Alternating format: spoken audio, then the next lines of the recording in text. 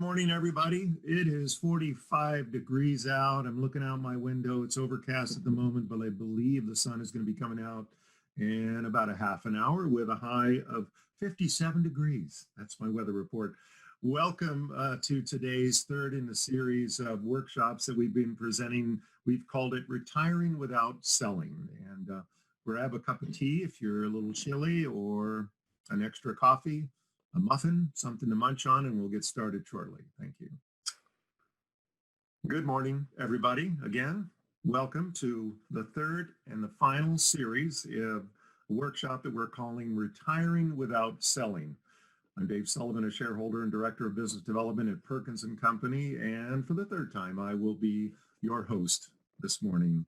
So a few housekeeping matters just to let everybody know. This presentation is being recorded along with the PowerPoint. We're happy to send those to you after the program, so please just send us a note and we will send you a PDF of the presentation along with the recording.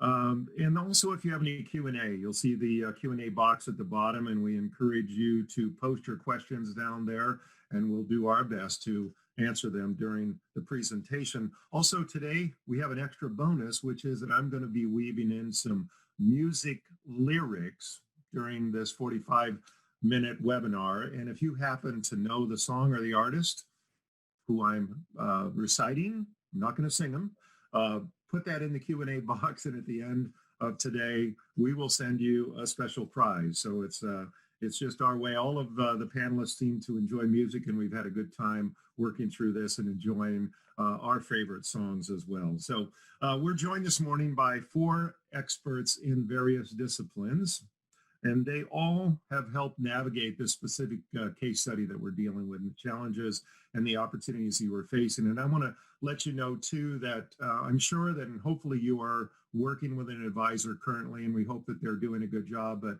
as we've seen through this series, and as we'll see today, we believe that it takes a team of experts and specialists to help you throughout this process. So we encourage you to be thinking about that, to work proactively. Certainly, if you're happy with the expert you're working with, stay with them. But if you have some concerns or you want to get a second opinion, we encourage you to do that. And we'll share the names of our experts and their emails and contact information for you at the end as well. So our first expert today is Alice Tang. We'll wait from Alice. She's a partner at BPG Wealth Management. Alice brings over 20 years experience in helping business owners create successful options for retiring and exiting their business. And I also happen to know that Alice enjoys karaoke, tying back to the music thing. Next is Suzanne Hannafin, the founder and president of Acumen Executive Search. Hi, Suzanne. Suzanne is a leadership expert and a great believer that culture is a North Star when recruiting during transitions. And while she said she's not a great singer, I believe she loves to dance. So you tie music and song together for dance, right? And please welcome Mr. Jim Grew, a consultant known as the Business Defogger and Accelerator. Jim's management savvy is well earned, having run 8 businesses and worked in 25 others at the C-level. And Jim, I don't know about your song and dance, but I know you enjoy movies as well. And Jim is joining us from the Oregon coast, so nobody is feeling sorry for Jim this morning. And finally, we welcome our crooner, Mr. Don Beelan, a principal at Perkins & Company. Don has over 25 years experience guiding business owners through business transition and succession planning. And in his next life, I think he wants to do song and dance. So we'll do our best to make that happen for you, Don. So as a business owner, you might be thinking one of 3 things about your transition. One is, I will run my company until I die. So you've got to know when to hold them, know when to fold them, know when to walk away, and know when to run. And I will sell. Number 2 option is I will sell for great gains when I'm ready. And number 3, I will give my company away to my kids, my employees, and my executive team. So we're here to discuss another option, and that's how to stay in the business while stepping back. And this is a real life scenario, as I suggested. So all 4 of our experts have worked on this particular scenario, and that's what we'll be sharing with you again today. And here's a scenario. John and Jen are in their late 50s, have owned their business for 25 years. The business has done well, but now both want to spend more time naturally together to do what they want. And the situation for them might include John stepping back from daily operations in the business, focusing on assuming the performance of the new managers, assuring their performance, and continuing his essential relationships with the customers. Next would be that he would have a competent leadership team that has a great chance of continuing successfully. Third is a succession agreement that pays John and Jen over several years to ensure the retirement that they want. Number four, a financial plan that manages their assets to help meet their retirement goals. And number five, a family plan to assure healthy family sharing of assets and business roles. And after several years, we're happy to report that they are in fact exceeding their goals. So now that we see the picture, let's start with our panelists as to how this is all possible.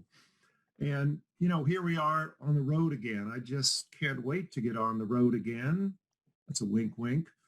Jim, we talked about plans and approaches to leadership. So how do we put them to use? Dave, thanks. Before we go to that, I was thinking that it's not only important that your experts be subject matter experts, but they be experts in this particular kind of structure. If they haven't done it before, we suggest that you at least look into the idea of an expert in doing this kind of work. What's at risk is the quality of your retirement, so it's not nothing. So let's move on. So today is about how to implement the structures and plans that we've described. The general topic here is leadership. There are three areas of interest. One is the leadership structure of the business, which necessarily will change as you step back. The second is communications, which also will change and become much more important because you're not as involved in the business as before. And number third is the support teams that you build to do some of the work that you have been doing before you begin to step back. Well, one of the questions, of course, will be, do you have the right team of people to do the leading if you step back? And the people can come from two places, either inside the firm or outside the firm. And in either case, this is an expert search process that requires careful thought because you're going to be handing over some of the things you've done to other people. And just let that sink in, because when you hand it over, they take it and you let go. There are ways to manage it, however. And the first way is to get help so that your own impact on people doesn't get in the way of what you and they want to do. People will remember what you've told them to do and cling to that as you step back, and it'll block the progress and the changes that you need to make in order to make this successful. One of the ways to do that is to have a weekly coach or advisor to help you, the owner, begin to understand how your role could change. The framework for decisions in the business may be the most important single action that you make in leadership. Because till now, if you've been running the business and you've been doing it for 25 years, much of the how are we doing, what do we need to do now, who can do it thinking goes on in your head, and you dispense direction and sometimes share these thoughts with your team. The shift to having a team do this work requires a different structure and very specific kinds of frameworks for that information. There are three that seem to be essential. The first is monthly financials, which need to be reported by the 10th of the next month and need to include budgets so that they can answer the question, are we doing what we plan to do? Financials without budgets don't have much meaning. Even the bank doesn't need them more often than quarterly. Second is operating metrics, which are different. They should be reported daily or weekly, and they are three or four things that have the most impact on delivering the monthly financials. They are not just about financials, however, they are also about how well you're serving customers and the quality of your work. They help keep your people aligned and focused on the things that matter. The third is a management team. You may have a team and they will be operating basically doing what you want. A real management team owns the budget, owns the responsibility for the results, and works together by meeting weekly, easy for me to say, to answer the questions, how did we do? How are we doing now against plan? And what do we need to do to stay on track? And that kind of a team can take up to 2 years to develop, but its power can be incredible and it will lift from you a lot of the stress that you have felt as a leader. And so that's kind of the framework. It's based on numbers and conversations about numbers. And let's move forward now. Don Beelan is going to talk some more about some other kinds of numbers which are a part of this plan. Don? Thank you, Jim. Great segue, because I think laying the groundwork, the foundation by reviewing the metrics, as you've indicated, looking at some KPIs, monitoring and measuring that is a natural connection to what I'm going to talk about.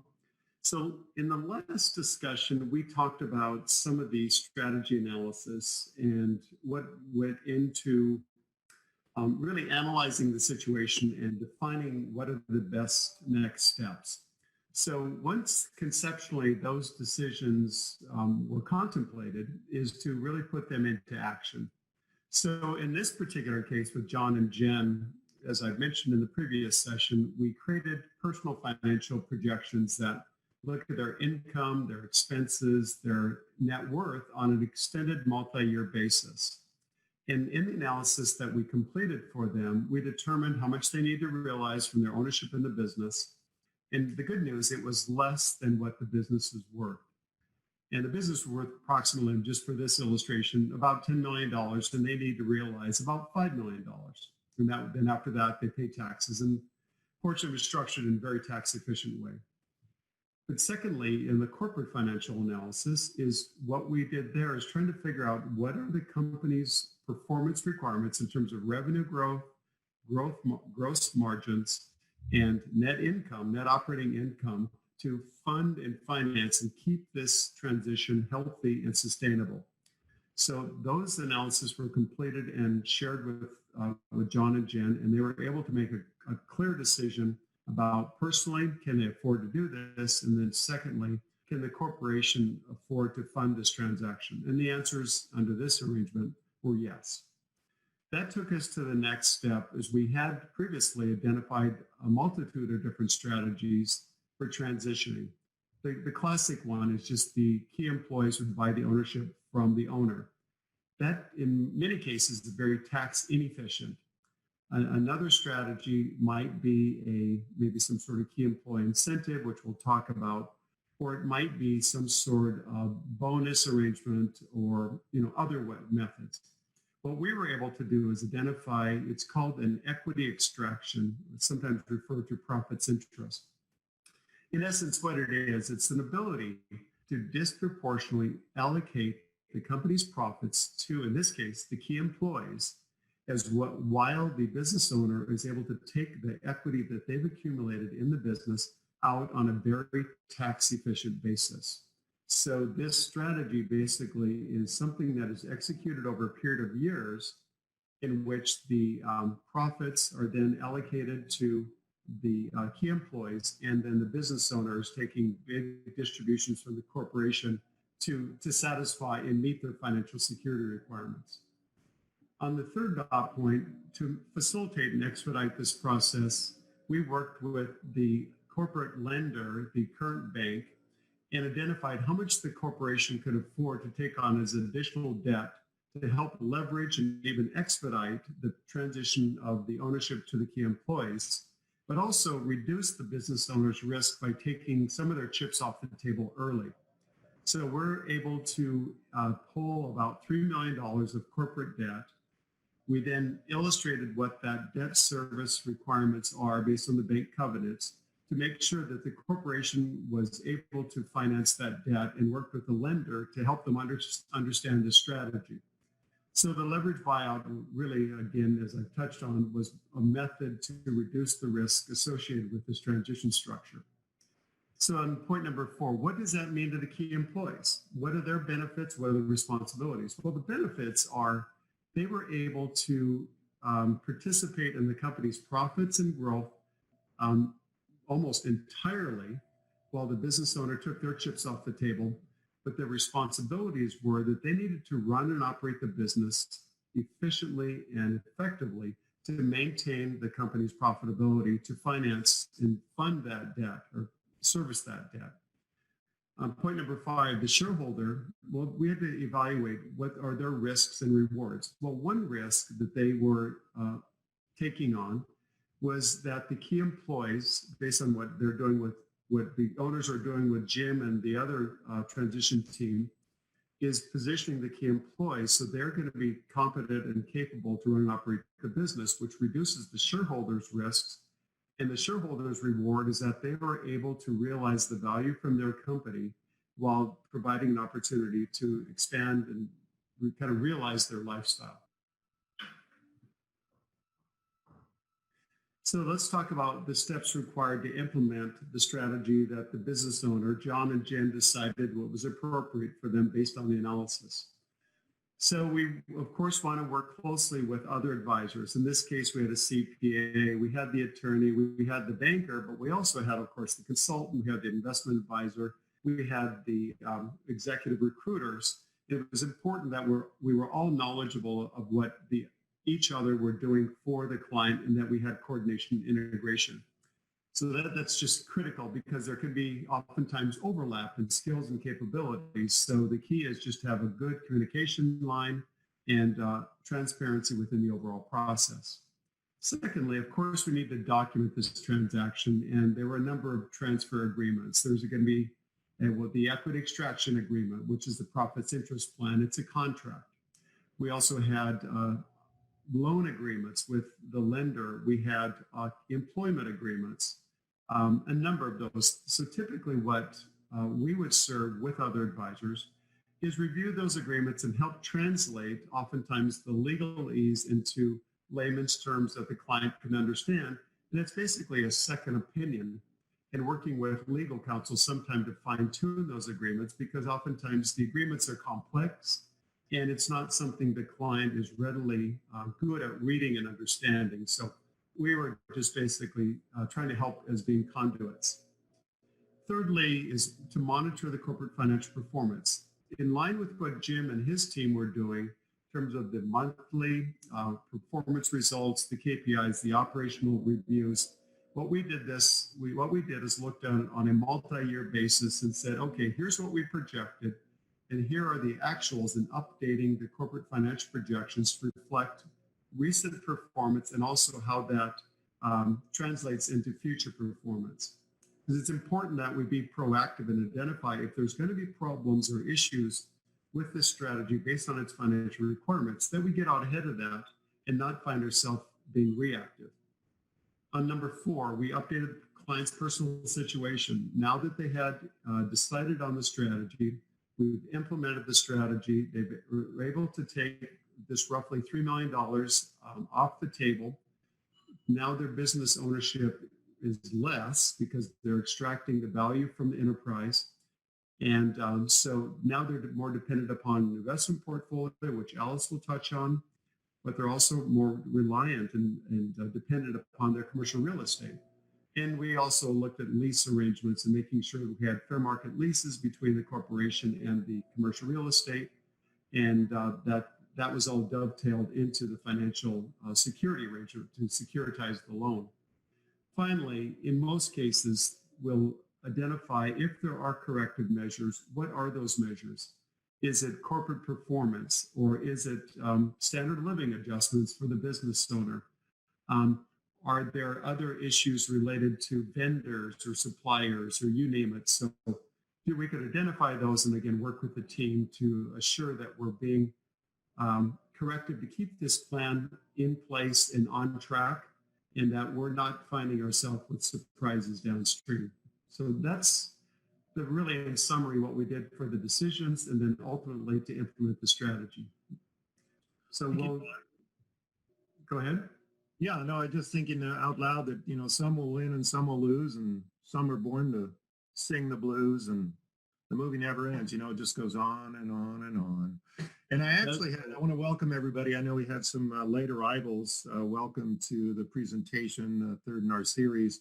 And we have a Q&A function at the bottom. So if you would like to pose a question, in fact, by reference, if you just picked up on it, that might have been a song reference. So if you missed it, and you can enter anytime I talk about lyrics from a song, put that in there with the band or the song name, and you'll get a special prize at the end that we'll send out to you. So I think I've already done 3. Actually, Jim, I have one quick question between Don and Jim in terms of the integration. Specifically, I'm thinking about the sharing of the financial information and all the data, and Don, that you're working on and whatnot. And then Jim has talked about implementing the management team and the transition between the owner and the new management team and the duration 2 years and so forth. So I guess what I'm wondering is the complexity of the data and the information that Don's sharing and the communication that goes back and forth on that information to the management team. And Jim, I don't know if you worked in that area, but if so, how did you ensure between you two that this information was understood and being communicated to and through the management team? That's a good question. I did a part of it. I think Don did too. My part is to focus on the performance of the company, not the financial plan for the family. They're separate and they're related. But we focused mostly on getting the company to be healthy, to stay healthy, and then to equip the new leaders of the company with the information they needed to have as good a chance as possible of being successful. Information about the family's plans were not shared with the business other than very selectively because the people in the business, frankly, were more concerned about their own futures than about the financial future of the owner. And Don, you may have another thought. No, I think that's absolutely right. You separate the personal from the corporate. What was done in this particular case, which I highly recommend in most cases, depending on the key employee's, frankly, competency, is that they're involved in the process. They are then privileged to review the corporate financial information. And if depending on their acumen and their experience, if they're not familiar with reading financial statements or projections, then we'll spend time to help them understand what this means and how it translates to their requirements or their responsibilities. So I think it's important that, and I've seen this pretty consistently, that some key employees may be good at operations, they might be good at leadership, they might be good at product, but they may not be real strong in the financial area. And we strongly reinforce the importance that the key employees develop that capability, because at some point they'll be solely responsible for overseeing the company's financial performance. Great, thank you guys, appreciate it. So I'd like to move on to Suzanne. And Suzanne, we've discussed culture really well the last couple of weeks, and what I'd like to do is shift a little bit more to now the deal itself. So could you share with us where that deal, how it evolved, and how successful it was and is? Absolutely. Thank you so much, Dave, and thanks, Jim and Don. I just really do want to reiterate this importance of, what Don said. You have this internal team, if it's not strong enough to really look at all the facets of the organization, that's one thing. This of recruiting your successor, bringing somebody from the outside, that cultural alignment is not there. It really will not work. So in this case with Jen and John, really making this conscientious effort to, this is the way we're going to move forward, keeping one foot into the business with this payout, hiring an outsider to come in and step up. We've talked about for the last 2 weeks about culture, what that meant to the leadership team, the managers, all the way down. So this deal was structured really having all of the elements in place ahead of time. They knew where they stood. They knew where they were profitable. They worked with Don to really help set up these financial models. And without that, they could not confidently come in and make this deal with their next, COO, general manager, whatever title you want. And the candidate's perspective of the confidence that I'm going to come in and here's this transition and clear expectations up front. Again, without this legwork ahead of time to make this happen, it worked so smooth. So what is the deal? Thank you, Dave. I'll stop talking. Here's the deal. It was structured very much like an employment offer. And I was sharing with this group, I pulled about 8 of them that we had just done in the last 12 months, and they were all very structured the same way. Here's this base salary. Your salary is X. Now, last week, Alice and I kind of talked a little bit about deferred comp and bonuses and how it worked, and we'll dive into it into the next screen. But you can see with the stock, life insurance, 401, it was a healthy offer just on the surface.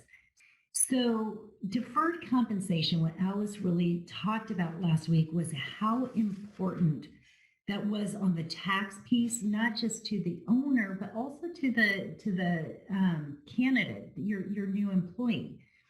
And it's getting paid and the money going into a deferred fund. In this case, the actual percentage was, paid out every quarter. And then in addition to it, there was a real discretionary bonus that as they were doing a year review, additional funds went into this. Again, the idea was this would provide a nice lump sum for John to take with him. And then you add this equity piece and the transition, the equity piece, plus what Don was saying, this debt piece. And here John is walking away with a pretty good lump sum. He has not hurt his organization and crippled it and over leveraged it. So again, it's beneficial for the next leaders to come in and take over. And I actually put down some verbiage that was used in this agreement and about how they structure this discretionary bonus. And so again, ask for the slides, we'll send it out. But I really like this verbiage because it does outline, it really is determined on not just the company's growth, but how much impact did you as an individual put in to make that impact? And that was an additional percentage to the bonus. And like I said, we've talked about this, Don has, we've highlighted it, but here was the actual details for this plan on the stock piece of it. So it was 2% stock granted, and it was vesting over 4 years. And even though the stock vesting was actually a 5-year plan, knowing that the 5th year was going to be this big transition and an extra bump there. And then they also had a basis of what the valuation was. And if you remember early on week 1, we talked about the importance of this valuation because a lot of the information is going to be based on that evaluation. And, and then there's adjustments for validation, discounts and what have you. And if you have any questions, this is not my expertise, please reach out to Don and Alice. They really are the experts in this side of it. Again, owner controls the rate, the first right of refusal. And the next line, which is the first stock grant will be issued on X. This is also really important for the candidates because it's not this hypothetical, oh yeah, down the road, we'll figure all this stuff out. There was an actual end date. And there is an actual time frame that they were shooting for to really increase that EBITDA, really increase the profitabilities, and to get their house in order. And so they had an actual date and an actual goal, which I think both parties were always striving to meet this.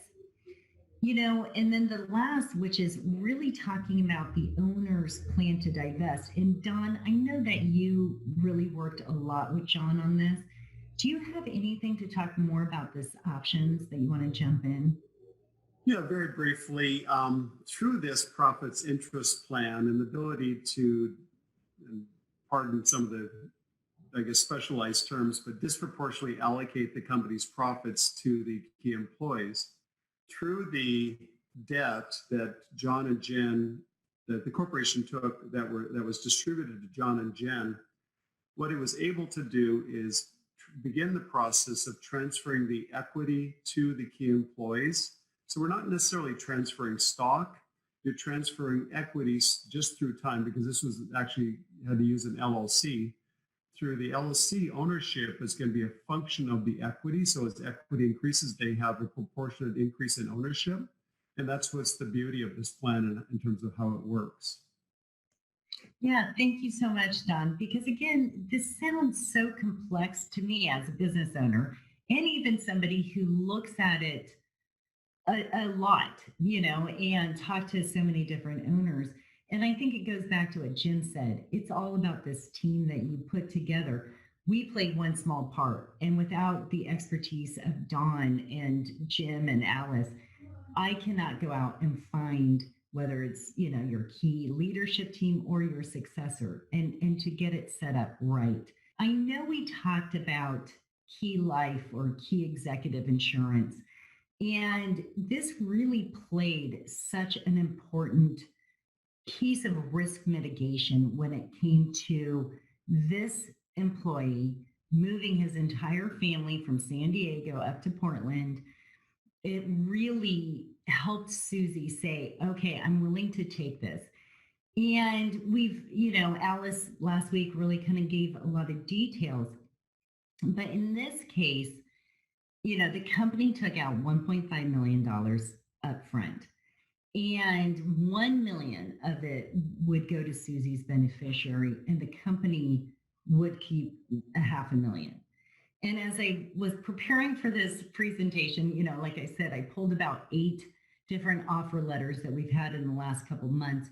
And the majority out there are actually reversed today, that the majority of that life insurance, and this is on the key person, so it's on Susie.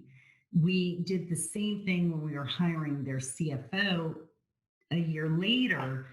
And this had changed in that year to where the company received the majority benefits versus the beneficiary. And I know, Alice, this was done 4 years ago, and then at the 4th year with all of this transfer in February, how has it changed? So do you want to jump in, Alice, and share with us how it changed? But I do know from what Alice has shared is they went back about a year ago and added additional key executive insurance.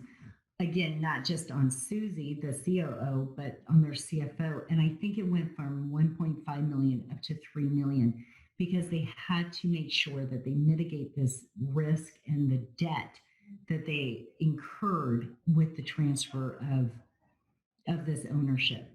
Don, do you have anything to add to that? No, I don't. Oh, good. So Alice, I kind of fed on what has happened, that they increased their insurance quite a bit.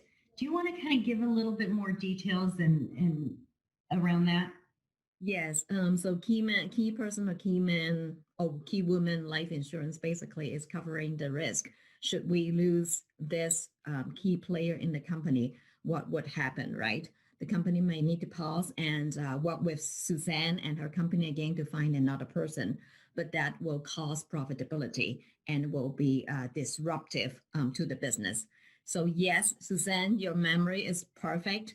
Is $1.5 million at the beginning for Susie, and the majority of it go to the spouse. The company is very good. John and Jen is really good too.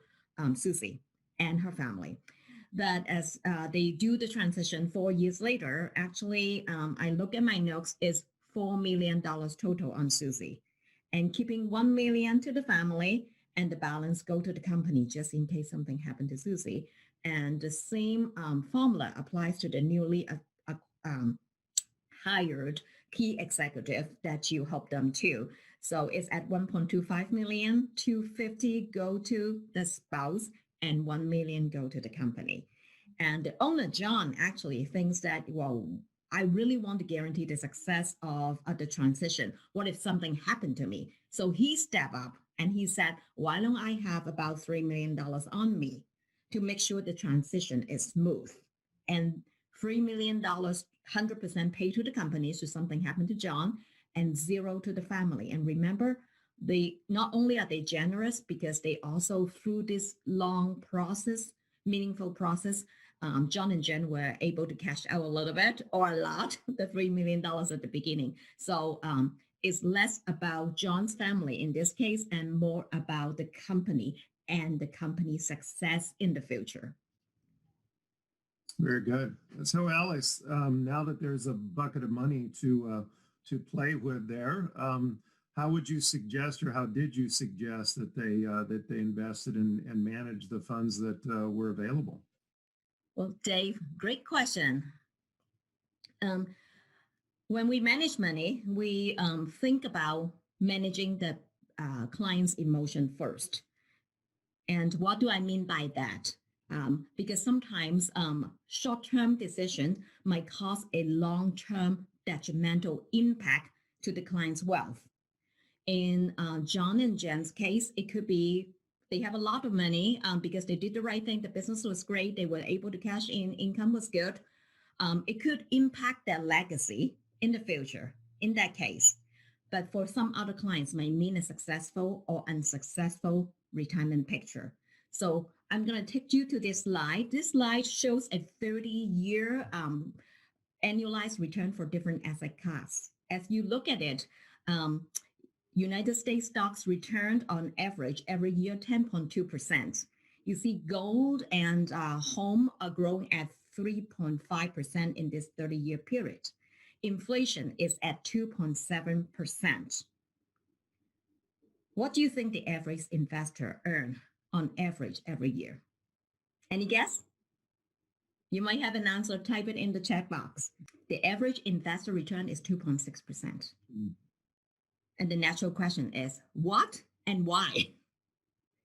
This is what we call investor behavioral penalty. And what it is when the market tumble terribly, just like what we have experienced this year and back in 2008 and back again in, dot-com bubble and 9/11, same thing. Investor got scared. They got very emotional. They said, well, let me get out of the market. I cash out. And of course, when things get better, they feel good. They get back in the market. So what they have done, which is opposite to what the textbook tell us, and Dave would like it, because if you watch John Travolta in the 1980s, is buy low, sell high. They just did the reverse. They sold low, and when they feel comfortable, they bought. They missed this growth. And as all of us know that today, the market recovery is so rapid, it's almost impossible to know what is the right time to get back in. So they lost this growth, and no wonder the average investor is 2.6%. So you may ask, how do you help your client to manage your emotion? At BBG Wealth Management, we use a 3-bucket strategy. Bucket 1 is for the money that we need to use, the clients need to use in the next 5 years from today. Of course, it's invested in conservative assets, and the return is better than the bank, but not sexy or exciting. Bucket 2, the funds are invested for the usage of 6 to 10 years. And we have some time so we can take a little bit more risk. So we would invest in a balanced model between stocks, bonds, and other assets to drive that moderate growth. Bucket 3, the money or the funds are not going to be used in the next 10 years. So we have time, we can invest using a growth model. And of course, when we take a little bit more risk, we have better return. Okay, so I'm going to take you back to March this year, which all of us have just experienced. What happened? The market boom. Majority of the stock index gone down 30% about. When you look at your statement, when you check your online account, John and Jen are not going to be happy. But remember, we segregated money into different buckets. They can still feel their emotion.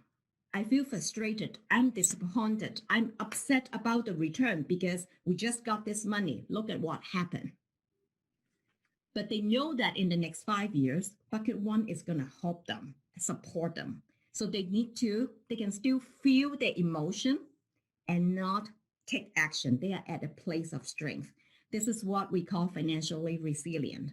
As I speak at the beginning, this for John and Jen, they have a lot of money. They did the right thing. The business is doing well. It's about how they maximize their legacy. But for some other clients, it might mean a successful or unsuccessful retirement. Dave, back to you.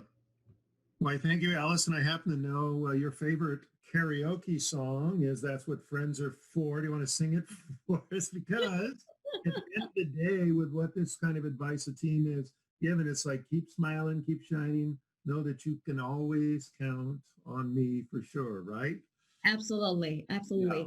So I think go ahead, Alice, sorry. Yeah, this team really helped John and Jen, business owner, to set their destination in their financial GPS so that they are ready to rock with Dave.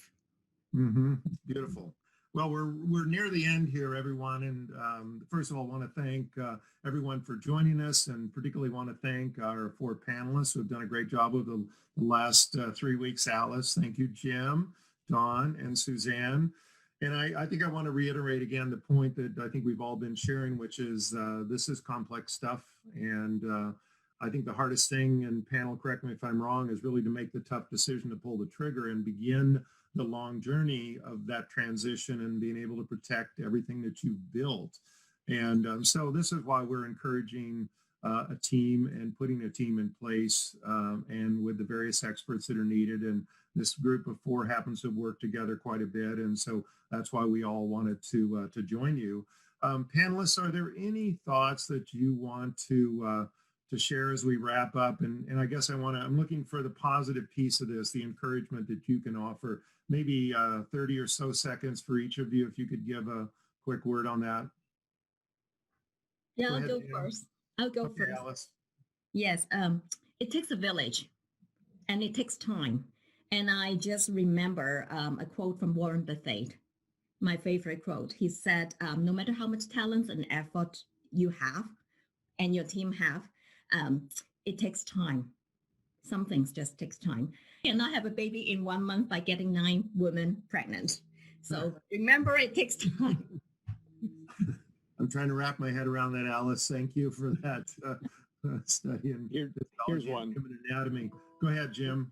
Here's one. So as you're finishing listening to this, your question may be, what do I do next? May I suggest your first step is to begin assembling your team. If this option has any interest at all for you, part of your next steps will involve figuring out whether it works for you, and you need to talk to experts to come up with a good answer. And that means checking to see whether your experts have experience in this kind of a structure. And if not, meeting with people who are good at it to see whether they can help you. Good. Maybe just to tag on to that, Jim, one thing that I see clients want to do is gravitate to a particular solution early. They think it's a one-size-fits-all. They might have a business owner, friend, or another individual that's gone through something similar. So they think, okay, that must be the strategy for me.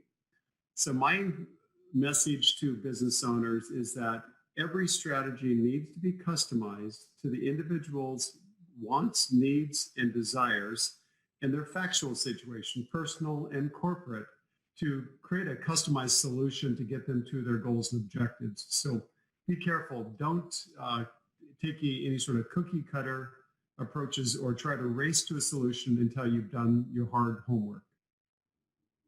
Okay. Very good.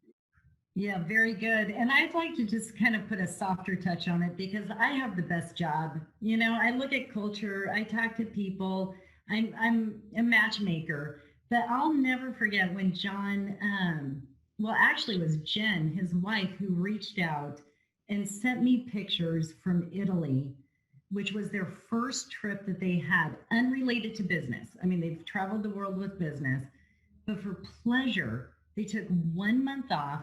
I got this beautiful text and a thank you. And again, what a relief to say I have been my whole life who I am, my identity is around this company, and to be able to let go. And to me, that was the highlight, the high of this whole process was to see them really reaping this benefit in a new chapter of their life. That's great. Love it, Suzanne. And I really want to thank all the owners who have attended and on a personal note, just for the passion and drive and energy that you've put into your companies and the care that you've taken and the jobs you've created and the impact that has. That's what makes America go round and makes me think of, hey, Mr. and Mrs. Businessman, you're always on the go. You've made your fortune, yet you're working harder than ever before. That's the last song. So do something about it. Take care of yourself, take care of your family. And panelists, thank you so much for joining us again. I want to let people know that if you would like a copy of Jim's book, he has 2 books. I don't know if we have the slide on that. Yes, Jim, you have 2 books that you've labored over, I'm sure, for years and years. There are nuggets in there that are very, very helpful for owners. And if you would like a copy of Jim's book, just send an email and we will make sure and get that out to you courtesy of Jim. And if you happen to answer any of the song lyrics, we also have special prizes for you as well. So maybe not too late to jump in here as we say goodbye. But thank you all very much for joining us. We hope this has been beneficial. Again, our 4 panelists, thank you for your time. And we just encourage you to continue doing the great work that you're doing and reach out for help when you need it. And in the meantime, stay well and strong. Thanks for joining us. Bye-bye, everybody. Thank you, Dave. Thank All you. right, thanks, Dave. Bye-bye.